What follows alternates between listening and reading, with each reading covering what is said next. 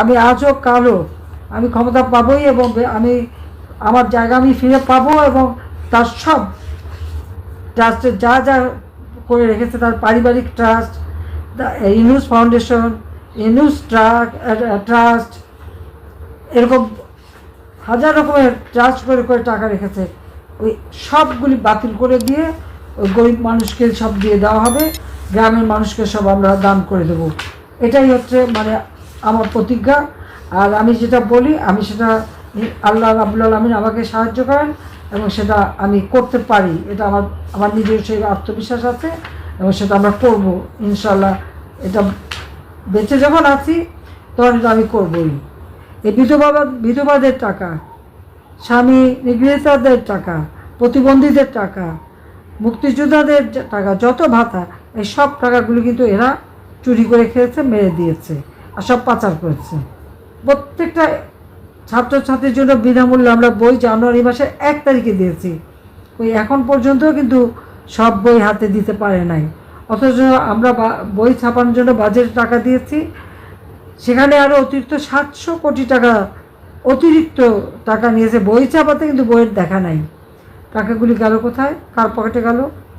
তার বিরুদ্ধে তো দুর্নীতি দমন কমিশনের মামলা ছিল, সেই মামলা সে কন্টেস্ট করলো না, কারণ সে যদি এতই সৎ থাকবে তত কন্টেস্ট করা উচিত ছিল। আর এখন তার সাথে তাদের যে সমন্বয়কটা আছে, তারা কত টাকার মালিক, এর পাই পাই হিসাব আমরা নেব। আর আল্লাহ যখন বাঁচিয়ে রেখেছে, আমি এটা বিশ্বাস করি যে যারা আমাদের জাতির শত্রু, গণশত্রু, জনগণের শত্রু, যারা এই দেশটাকে ধ্বংস করতে চায়, তাদের চেহারাটা আজকে সকলের কাছে একেবারে স্পষ্ট হয়ে গেছে, তাদের চেহারাটা উন্মুক্ত হয়ে গেছে। আল্লাহ বোধহয় এটাই চাচ্ছিলেন যে এরা ভিতরে ঘাপটি মেরে মেরে খালি তোমাদের ক্ষতি করতো, আজকে এদেরকে চিনে রাখো। কাজে আল্লাহ সেটা চিনিয়ে দিলেন।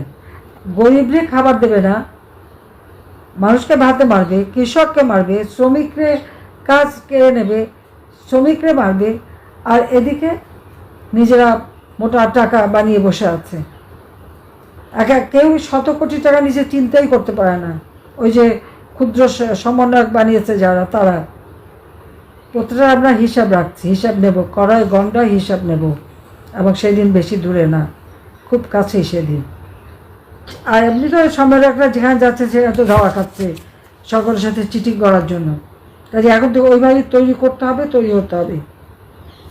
যারা আমাদের নেতা কর্মীকে হাত দিয়েছে, একটা করে ছাড়বো না। আর মামলাটা কোনো সীমা পরিসীমা নাই। প্রথমে দিল খুনের মামলা, এখন হচ্ছে দুর্নীতির মামলা। ঠিক আছে, আগে দুর্নীতি প্রমাণ করুন, এবং ওই টাকার হিসাব পাই পাই করে আমি নেব। কয়দিন আর ক্ষমতা থাকবে?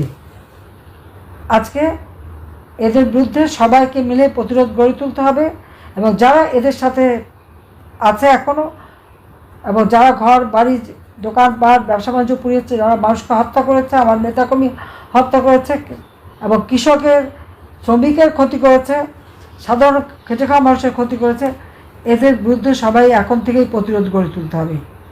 এখনই সময়, কোনো কেউ কারো হুকুমের অপেক্ষা রাখবে না। যে যেখানে আছে, সে যারা কাজ করছে সে সেখানেই নেতা। কোন নেতা কি বলবে না বলে ওটা আশা থাকলে হবে না। যে যেখানে আছো সে সেখানেই নেতা। কাজে তার দায়িত্ব নিজে পালন করবে, মানুষকে জনগণকে সাথে নিয়ে, আমাদের আর কেউ নাই, আমাদের আছে জনগণ। এই জনগণকে সাথে নিয়েই প্রতিটি জায়গায় ইচ্ছা মতো এদের শিক্ষা দিতে হবে। কাজে এটাই আমার নির্দেশ। হ্যাঁ, এখন আবার দল ভাঙারও চেষ্টা করছে, বা আওয়ামী লীগ ওরকম ভাঙলে কিছু হয় না। আওয়ামী লীগ হচ্ছে হীরার টুকরা, যত কাটে তত জলে।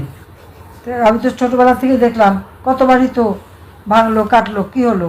এমনকি প্রতিষ্ঠাতা সভাপতি মৌলানা ভাসানীও তো দল ভেঙে চলে গিয়েছিলো, কিছু করতে পারেনি। আর এরপর তো দফায় দফায়, তো ওতে আমাদের কিছু আশা পেয়ে যাবে না। আওয়ামী লীগই তার নীতি আদর্শ নিয়ে থাকবে, এবং আওয়ামী লীগ ছাড়া বাংলাদেশের মানুষের ভাগ্য কেউ পরিবর্তন করবে না। আওয়ামী লীগ ছাড়া মানুষের সাথে কেউ থাকে না, এটা হলো বাস্তবতা। আজকে নিশ্চয়ই বাংলাদেশের মানুষ সেটা হায় হায় টের পাচ্ছে। আজকে সমস্ত আওয়ামী লীগের নেতাকর্মী, মুক্তিযুদ্ধের সপক্ষ শক্তি, 14 দলের নেতাকর্মী যে যেখানে আছে, সবাইকে নিয়ে এক হয়ে এখন থেকেই জনমত সৃষ্টি করা, মানুষের পাশে দাঁড়ানো এবং এগিয়ে যাওয়া। ইনশাআল্লাহ জনতার জয় হবে হবে। আর আমি আছি, আমি যেখানেই যাই আমার মনটা তো বাংলাদেশে পড়ে আছে। আর আমি বাংলাদেশের সব এলাকায় আমি সবার সাথে কথা বলি, কথা বলে যাচ্ছি।